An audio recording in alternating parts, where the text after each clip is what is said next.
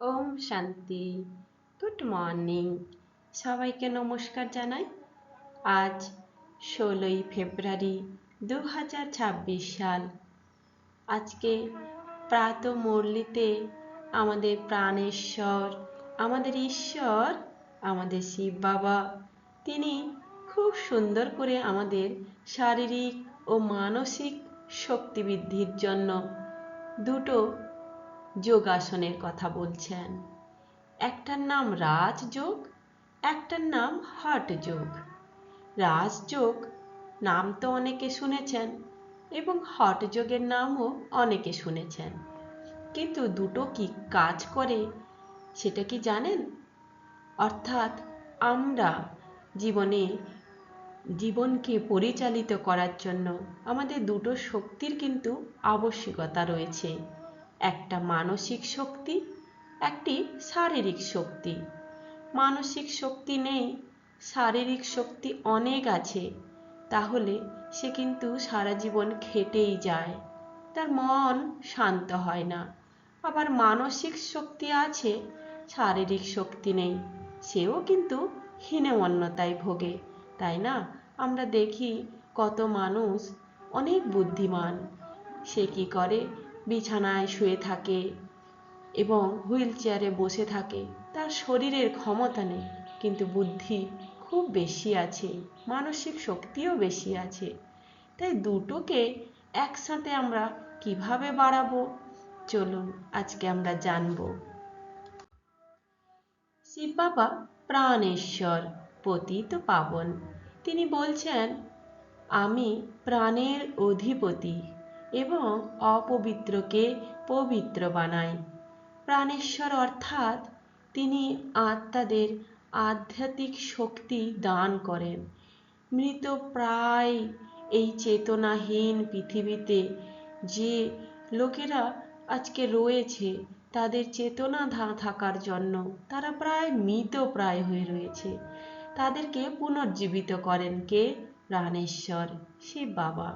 তেমনি তাদের যত গুণ আছে, তমপ্রধান গুণগুলো, যাকে আমরা বিকার বলি, অন্ধকারাচ্ছন্ন জীবন, তাকে পবিত্র করে, শতপ্রধান বানায়, তার জীবনকে আলোময় করে তোলে।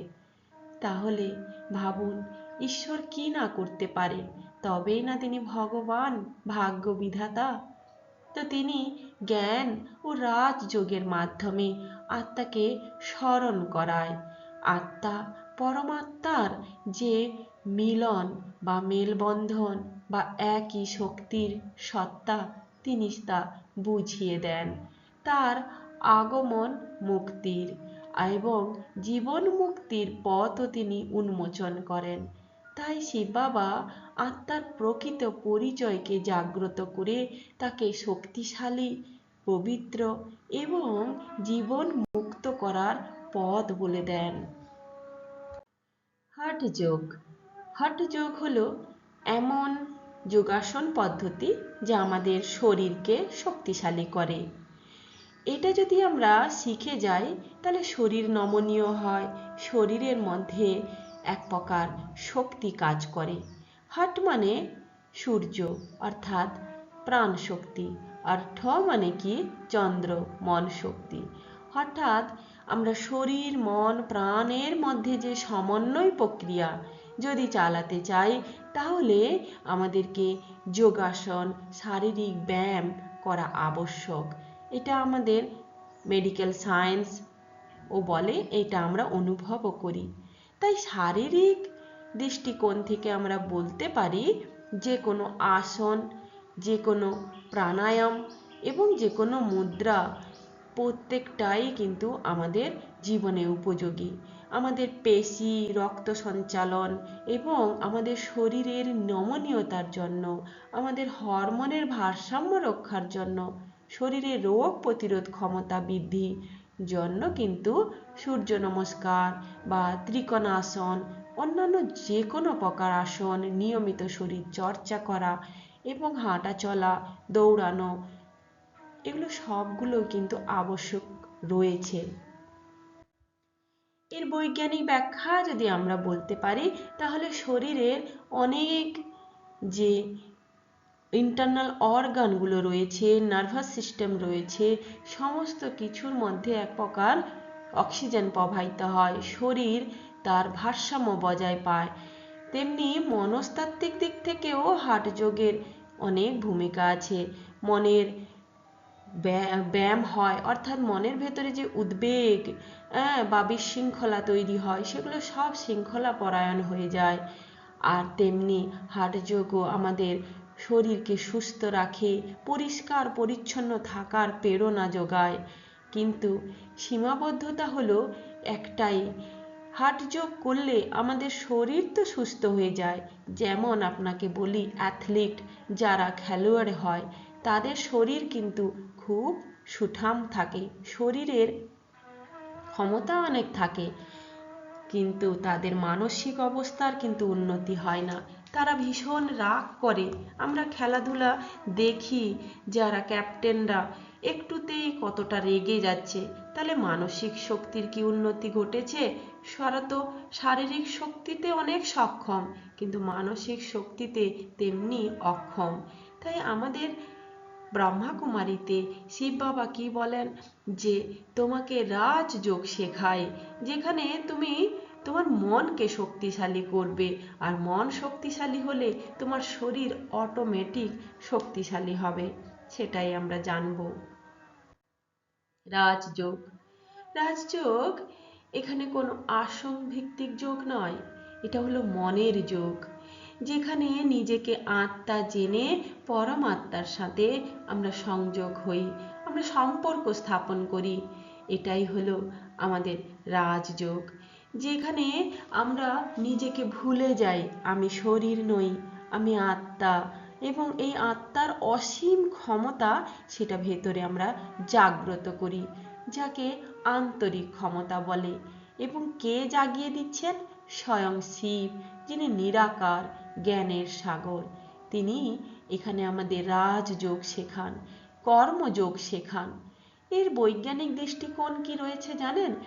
আমরা ধ্যানের সময় বসে বসেও শরীরের যে মানসিক মনকে আমরা নিয়ন্ত্রণ করতে পারি, তার দ্বারা আমাদের শরীরে যত নার্ভাস সিস্টেম আছে, স্নায়ুতন্ত্র রয়েছে এবং হরমোন, সেগুলোর আমরা ব্যালেন্স করতে শিখে যাই। তেমনি আমাদের হৃৎপিণ্ডের যে হৃদস্পন্দন সেটা স্বাভাবিক হয়, আমাদের স্ট্রেস কমতে থাকে। আর এগুলো যখন কম হয়ে যায়, অটোমেটিক শরীর কিন্তু সুস্থ হয়, শরীরের ক্ষমতা বাড়ে। তার জন্য আমাদের মনোযোগ এবং আবেগও অনেকটাই নিয়ন্ত্রণ হয়।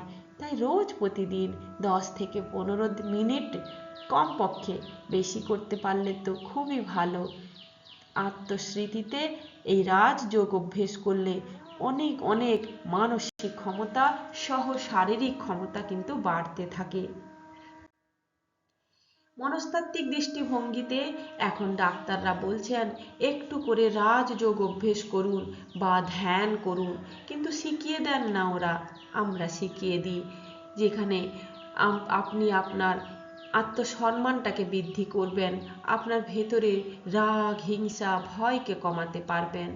আপনার জীবন যে নেতিবাচক হয়ে গেছিল, অর্থাৎ সব নেগেটিভিটিতে ভরে গেছিল, সেগুলি আপনি সব পজিটিভ এনার্জিতে পরিবর্তন করতে পারেন। এর আধ্যাত্মিক ক্ষমতা খুব গভীর। আত্মা আর পরমাত্মা, ঈশ্বরকে আমরা তো খুঁজে বেড়াচ্ছি, কিন্তু ঈশ্বরকে পেয়েছি কি? এখানে ঈশ্বরকে অনুভব করা যায়। এখানে পরমাত্মা, পরম ঈশ্বর, সবার স্রষ্টা, তার সাথে মিলিত হওয়া যায়। তিনিই তো আমাদের পিতা। তাই বিকার মুক্ত হয়ে এই স্বাধীন চেতনা ভেতরে জাগানোর জন্য রাজযোগ অভ্যেস কিন্তু আবশ্যক। এর নৈতিকতার দিক যদি আপনি দেখবেন না, এত সুন্দর। যেখানে মহাত্মা গান্ধী, যেখানে গৌতম বুদ্ধ, সবাই অহিংসার কথা বলেছে, সেই অহিংসাই আপনার ভেতরে জেগে উঠবে। সত্য পবিত্র হওয়ার একটা নেশা আপনার ভেতরে জেগে উঠবে। তাই তো বলা হয়, যদি আপনি নিজেকে পরিবর্তন করতে পারবেন, সেদিন আপনি আপনার বিশ্বকে পরিবর্তন করতে পারবেন। আর অনুশীলন খুব সহজ। শান্ত হয়ে বসে চোখ খোলা রেখে বা চোখ বন্ধ করেও হতে পারে। আপনি ভাবুন, আমি সেই সর্বশক্তিমান ঈশ্বরের সন্তান, আমি সেই আলোক বিন্দু আত্মা। ঈশ্বর আমার সাথে সর্বদা আছে। আমি সবচেয়ে শক্তিশালী পবিত্র আত্মা। তারপর দেখুন নিজের জীবনে কিভাবে শক্তি এবং শান্তি আপনার জীবনকে আলোকিত করে। হাঠযোগের একটা সহজ পার্থক্য যদি দেখাই, হাঠযোগ হলো শরীরের ব্যায়াম আর রাজযোগ হলো মন ও আত্মার নিয়ন্ত্রণ। হাঠযোগে আমরা পদ্ধতি কি করি? আসন প্রাণায়াম। আর রাজযোগে স্মরণ করি, আত্মচিন্তন করি। ফল কি পাই হঠযোগে? হঠযোগে আমরা শারীরিক স্বাস্থ্য নিয়ন্ত্রণ করি, আর রাজযোগে মানসিক শান্তি, আধ্যাত্মিক শক্তি এবং আমি জুড়ে দিচ্ছি শারীরিক স্বাস্থ্যও কিন্তু এখানে ঠিক থাকে। লক্ষ্য কি? দেহকে নিয়ন্ত্রণ করা। আর রাজযোগ আপনার সম্পূর্ণ চেতনাকে রূপান্তর করে। হাঠযোগ শরীরকে শক্তিশালী করে, রাজযোগ চরিত্র ও চেতনাকে দিব্য করে। কত সুন্দর কথা যে হাঠযোগ আমরা করলে আমাদের শরীর কিন্তু শক্তিশালী হবে, আমাদেরও পেশি শক্তিশালী হবে, শ্বাস প্রশ্বাসের গতি নিয়ন্ত্রণে আসবে, রোগ প্রতিরোধ ক্ষমতা বাড়বে, স্নায়ু স্থিতিশীল হবে। কত সুন্দর। কিন্তু মানসিকতার কি হবে? সব করছি, শরীর একদম হিরোর মতো রয়েছে, মনটা কিন্তু জিরো রয়েছে, কি করে হবে? তাই শরীর এবং মনকে দুটোকে মেনটেন করতে চাইলে দুটোই করুন। যতটা সম্ভব হয় রাজযোগটা অবশ্যই করুন, তাহলে আপনার ভেতরে রাগ, অহংকার, ঈর্ষা এগুলি দূর হবে। সাথে আপনার সহনশীলতা, সহযোগিতা এবং আপনার গুণগত মানের পরিবর্তন ঘটবে। কেউ আপনাকে অপমান করলেও আপনার শরীর শান্ত থাকবে, মন শান্ত থাকবে। এই ক্ষমতা কিন্তু শুধুমাত্র রাজযোগে পাওয়া যায়। মনস্তাত্ত্বিক দৃষ্টিকোণ থেকে আমরা যদি ব্যাখ্যা করি, হঠযোগ হচ্ছে স্ট্রেস ম্যানেজমেন্টের একটা বিষয়, আর রাজযোগ হচ্ছে পার্সোনালিটি ট্রান্সফর্ম। তাই তো বাবা বলেন, আমি নর থেকে নারায়ণ বানাচ্ছি, তোমরা নর থেকে দেবতা হচ্ছ, তোমরা পবিত্র হচ্ছ, তোমরা শক্তিধর হচ্ছ। তাহলে এই যে ভাবনা, আমাদের সাধারণ পার্সোনালিটি যেখানে অসাধারণ পার্সোনালিটিতে ট্রান্সফর্ম হচ্ছে, এটা শুধুমাত্রই রাজযোগে সম্ভব। তাই রাজযোগের অভ্যেসকে বাড়ান, যতটা সম্ভব আপনি নিজেকে ওই ঈশ্বরের চিন্তায় যুক্ত করুন। দেখবেন আপনার ভেতরে কি অসাধারণ পরিবর্তন হচ্ছে। আপনার নৈতিকতা, আপনার চারিত্রিক স্তরে পরিবর্তন হবে। আপনার সততা, নম্রতা, সহানুভূতি, ন্যায়পরায়ণতা সব কিছু বৃদ্ধি পাবে, আত্মসংযম বাড়বে। এটা সবচেয়ে বড় কিন্তু প্রাপ্তি। হাঠযোগ দেহকে কি করে? সক্ষম করে। রাজযোগ মন, বুদ্ধি, সংস্কারকে পবিত্র করে। হাঠযোগ বাহ্যিক শক্তি দেয়, আর রাজযোগ অন্তরের আলোকে এবং দিব্য চরিত্রকে গড়ে তোলে।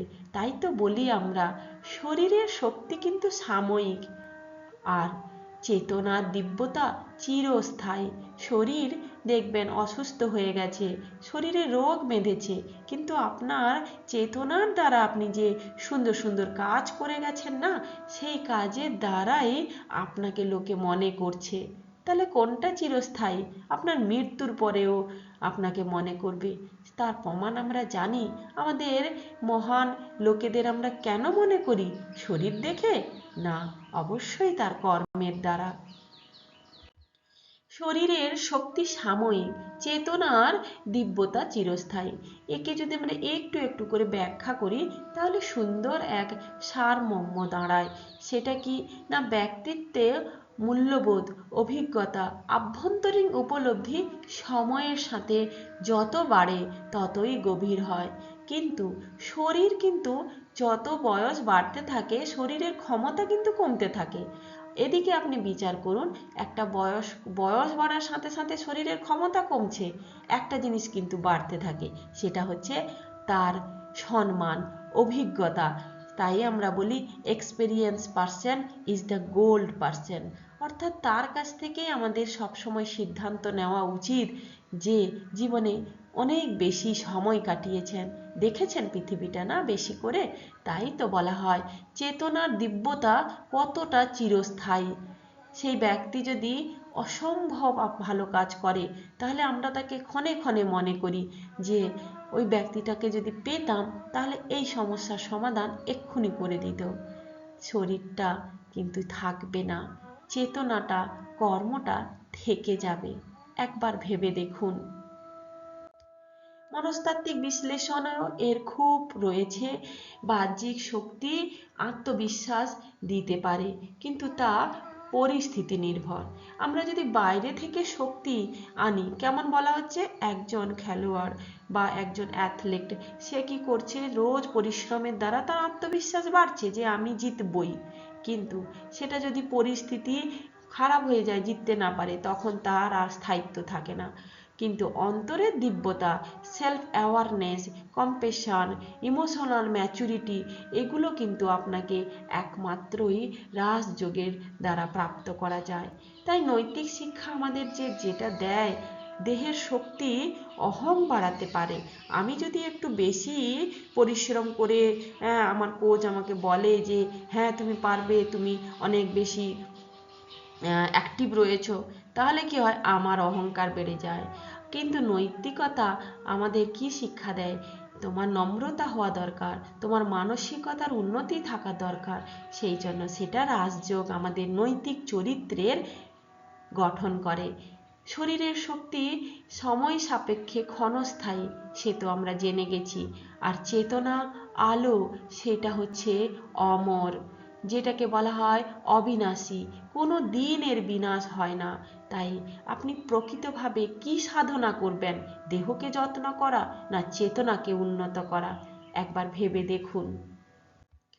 লক্ষ্য আমাদের কি থাকে না, পেশির শক্তি মানে হাঠ যোগ করব, মানসিক স্থিরতা মানে রাস যোগ করব, আবেগ নিয়ন্ত্রণ করতে চাই রাস যোগ করব, শারীরিক ফিটনেস চাই তাহলে হাঠ যোগ করুন, চরিত্র গঠন করতে চান রাস যোগ করুন, আর লাস্টে সম্পূর্ণ বিকাশ চান, যাকে আমরা হলিস্টিক ডেভেলপমেন্ট বলি, তাহলে দুটোই করুন।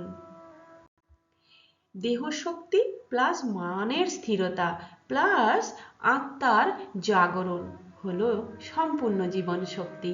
এটিই হলো তো জীবন বিজ্ঞানের সমন্বিত সূত্র। জীবনের বিজ্ঞান, তাই হলো জীবন বিজ্ঞান।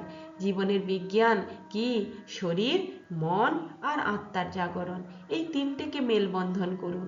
শরীরকে সুস্থ রাখতে সুস্বাস্থ্যযুক্ত খাবার খান, নিয়মিত ব্যায়াম করুন। মনকে স্থির রাখতে মনের যোগ করুন, আবেগ নিয়ন্ত্রণ করুন, ইতিবাচক চিন্তা করুন। আত্মার জাগরণ ঘটাতে পরমাত্মার সাথে যোগ হন, তবেই না আপনার সম্পূর্ণ জীবন শক্তি আসবে, তবেই আপনার জীবন হবে জীবনী শক্তিতে পরিপূর্ণ। তাই এই তিনটের মেলবন্ধন দরকার। শুধু শরীর থাকলে তা যন্ত্র হবে, শুধু মন থাকলে সে অস্থির হবে, আর শুধু আধ্যাত্মিকতা থাকলে আবার বাস্তব থেকে আপনি বিচ্ছিন্ন হয়ে যেতে পারেন। তাই তিনটের সমন্বয় খুব দরকার, তবেই আপনি প্রাণ শক্তি, জীবনী শক্তি অনুভব করবেন। তাই তো শিব বাবা বলছেন আমি প্রাণেশ্বর, আমি পতিত পাবন। শিব বাবা প্রাণেশ্বর এই সমস্ত কিছু সুন্দর আকারে ব্যাখ্যা দিলেন, যেখানে আমরা আমাদের প্রাণকেও বাঁচালাম, আমাদের মনকেও বাঁচালাম, আমাদের শরীরকেও স্বাস্থ্যবান বানালাম, এবং আধ্যাত্মিক জ্ঞানের দ্বারা আমাদের ভেতরের চাপও কমালাম। তাহলে হলেন না বাবা আমাদের প্রাণেশ্বর, পতিত পাবন। মনকে যে স্থির করে দিতে পারে তিনি তো সবচেয়ে বড় শক্তিশালী। তাই তো বাবা বলেন আমি জ্ঞানের সাগর, আমি তোমার মনকে কাম, ক্রোধ, লোভ, ভয় থেকে মুক্ত করিয়ে দেব, আর জ্ঞান এবং শান্তির সাগরে তোমাকে প্রবাহিত করব। তাহলে ভাবুন তো, যে চিন্তাকে পরিষ্কার করে, বিভ্রান্তিকে দূর করে, সিদ্ধান্তে যার দৃঢ়তা এনে দেয়, তিনি তো সর্বশক্তিমান, তিনি তো ঈশ্বর। তো তো আত্মার জাগরণ বাবা ঘটিয়ে দিচ্ছেন। বাবা বলছেন, আমি পতিত পাবন, তুমি যত খারাপ কাজ করেছো সব ভুলে যাও, তোমাকে আমি কি করব, পাবন বানিয়ে দেব। তাই তো আমি পাবন, তাই আমি পবিত্র। আমার কাছে এই জন্যই যোগগ্নি আছে। আগুন যেমন লোহাকে বিশুদ্ধ করে, ঈশ্বর তেমনি আমাদের আত্মাকে শুদ্ধ করে। তাই ঈশ্বরের চিন্তায় থেকে ঈশ্বরকে গ্রহণ করুন, রাজযোগ অবশ্যই শিখুন এবং নিজের আত্মার জাগরণ ঘটান। ওম শান্তি।